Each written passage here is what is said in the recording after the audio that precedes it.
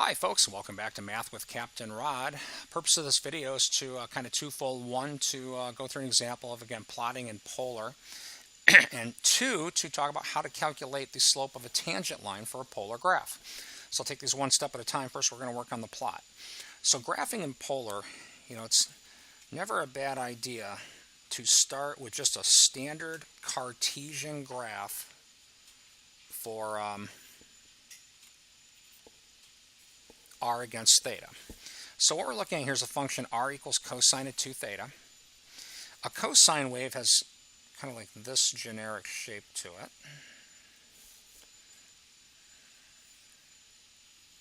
There's a bunch of it. I don't think I need anywhere near that much of it. And in our cosine wave here, at this point right here, this has went through 2 pi. So at this point, our angle 2 theta is equal to 2 pi. So theta is equal to pi at this point right here.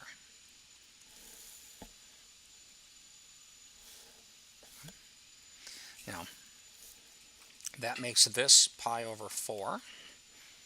This one corresponding to that point, 2 pi over 4, which is pi over 2. 3 pi over 4. And 4 pi over 4. I don't think we're going to need any more than those. Now again, this is a standard plot of r against theta in Cartesian, like left, right, up, down. All right, so what we're going to do now is try to use that to draw a sketch in polar.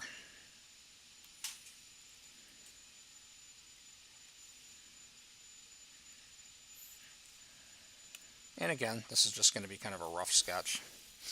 So, first of all, let's talk about this point right here. That's the point 0, 1 on this graph. Now, that's on a graph in Cartesian. The angle is in fact 0, and the radius is 1. So, the point 0, 1 in a polar graph, I'm going to start this in green, I'm going to put right here. Now, before I sketch the rest of this, noticing that pi over 4s are going to be multiples of pi over 4 are going to be kind of important in this problem. Before I even sketch the rest of it, what I'm going to do here is I'm going to put some graphing aids in here. Just put a little dashed line here, right, at pi over 4, and I'm going to rotate this to minus 45 and do the same thing. I'm just using these dashing lines now as a graphing aid, noticing that multiples of pi over 4 are important for my graph. So in our radius graph here, when the angle goes to pi over 4, you'll notice that the radius is dropping to 0. And by radius, we're talking about this distance on the graph, dropping to 0. So as the angle swings and approaches pi over 4, the radius is dropping to 0. So that's doing something like this.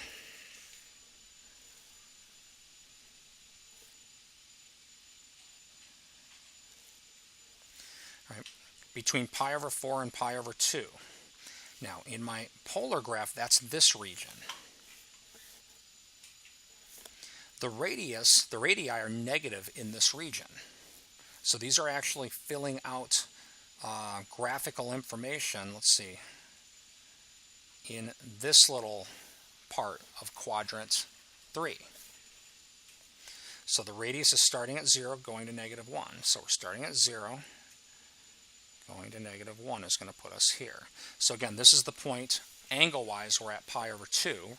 So angle-wise, we're actually on this axis, but in r minus 1 is putting us here. Next part, and I'm going to go ahead and kind of color code this. Oops. I guess I already did that part, right?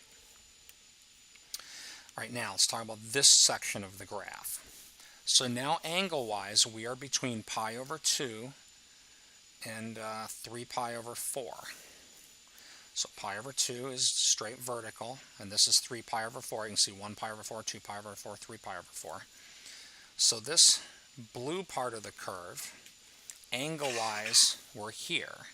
But these radii are negative, so they're actually filling out regions here. Radius is starting at minus 1, going to 0. Right? So here we are, starting at minus 1, and then going to 0.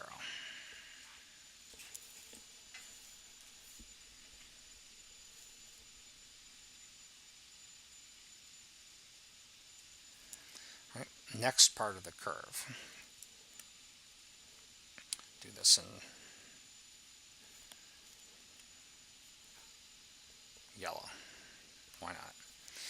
All right, so 3 pi over 4 is here. The radiuses start at 0. They're positive and going to a value of 1. All right, so from 3 pi over 4 to pi, that's this part of the curve. Radiuses are positive going to 1. And again, positive radius is increasing to 1. So at that point, we've done to there.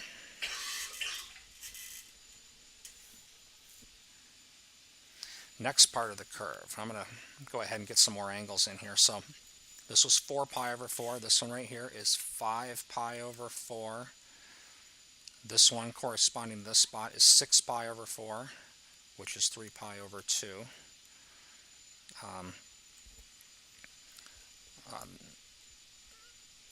Oops, got to make sure I did the right number of pi over 4. It's 1 pi over 4, 2 pi over 4, 3, 4, 5, 6 pi over 4. This one right here, 7 pi over 4.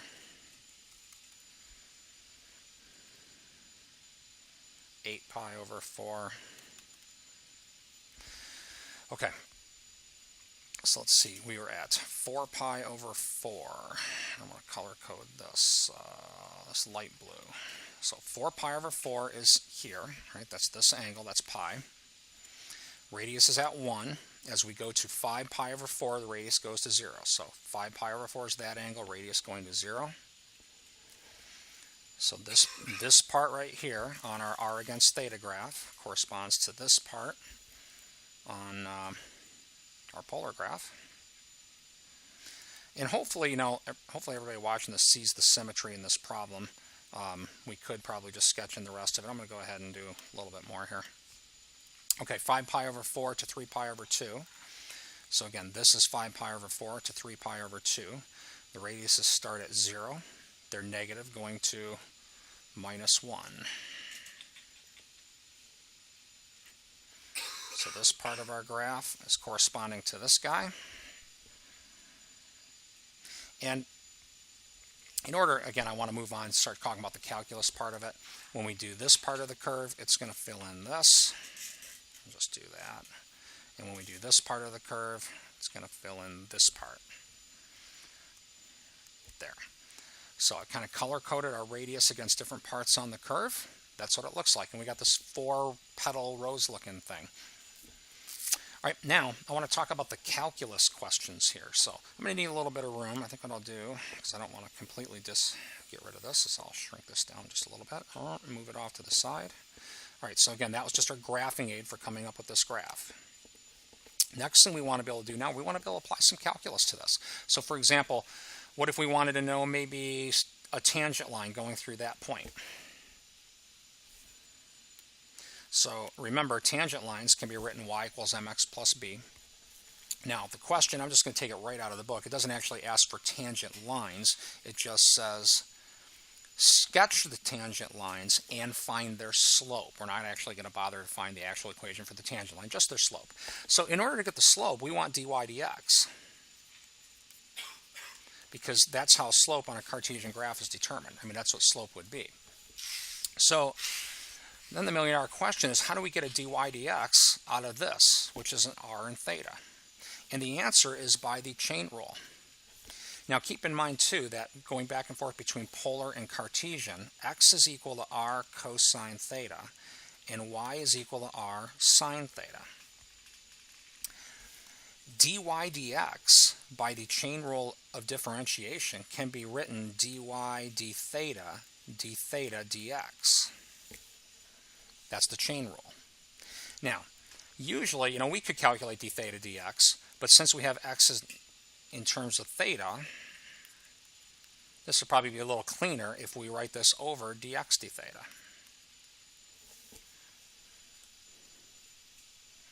You can do this because the first derivative is a separable thing. It's a ratio, two differentials. And you know the old saying about dividing by a fraction, that's the same as multiplying by its reciprocal. So multiplying by d theta dx is the same as dividing by dx d theta. So now I'm just going to go ahead and calculate these things. So dy dx is going to equal, I'm going to start with my dy d theta. Now here's y, and keep in mind that y is a function of theta, or that r is a function of theta. So when we calculate d theta of this term, it's going to be dr d theta times sine theta plus cosine theta times r. So I'm going to go ahead and calculate that right now. So dr d theta, and here's r. So that's going to be minus 2 sine of 2 theta. That's the dr d theta. All right, then times sine theta. Plus cosine theta times r. So this line is the derivative of that term. It has to be product ruled because r is a function of theta. Right? Over.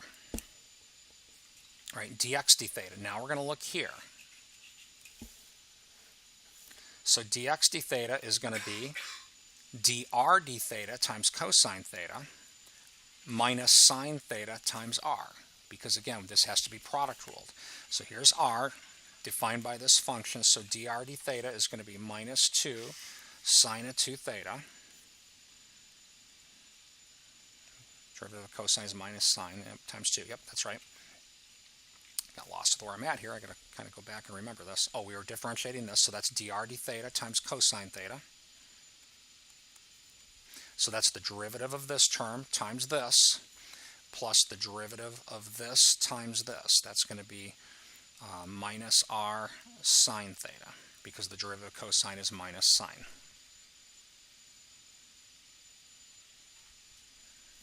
So what we've done here is we've calculated the derivative for this function.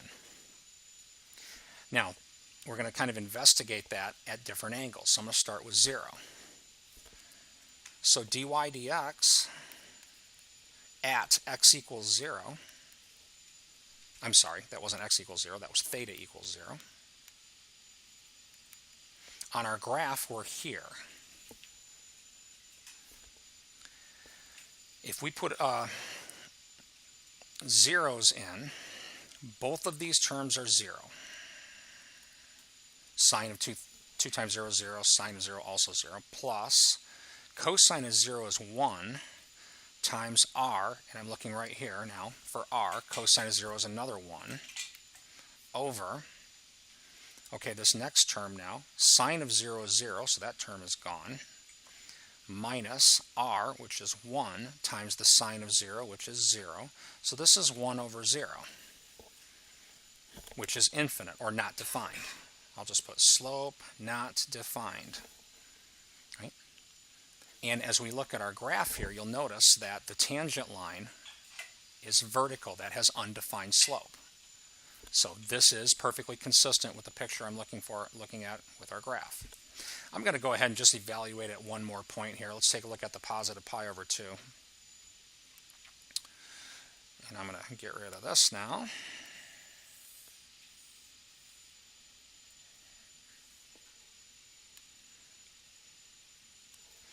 All right, so dy dx now evaluated, so let's see, I'm just going to put y prime at theta equals pi over 2. So I'm just evaluating this expression at theta equals pi over 2. Now, when we put a pi over 2 here, this is going to read sine of pi, which is 0, times 1, still 0.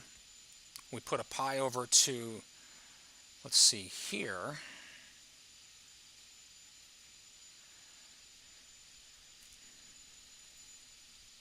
Let's see, cosine of pi over 2 is 0, over. All right. Putting in a pi over 2 here, that's going to be a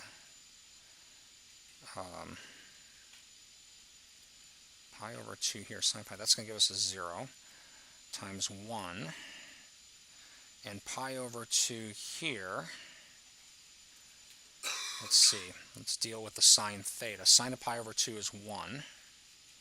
Now let's deal with the minus r. We're going to look here. Putting a pi over 2 here, that's going to give us cosine of pi, which is minus 1. So we end up with 0 over minus 1, which is 0. And we look at our graph, and I look at pi over 2, which is putting us here. And noticing that the tangent line is horizontal and has 0 slope. And I'm going to go ahead and skip the pi because the video is plenty long. It's just a matter of putting pi's in here, here, here, here, here, here, and here. So, hope this video helps demonstrate how to use an r against theta graph to plot polar, and how to calculate the derivative dy dx from a polar function. And again, that's just chain rule differentiation. You take dy dx, you can write it dy d theta times d theta dx. That's the chain rule. It's easier if we write this dy d theta over dx d theta. Then we get these from these relationships. Keeping in mind that r is a function of theta. So this has to be product ruled, and so does this. So I hope this video helps demonstrate these concepts. Have a great day.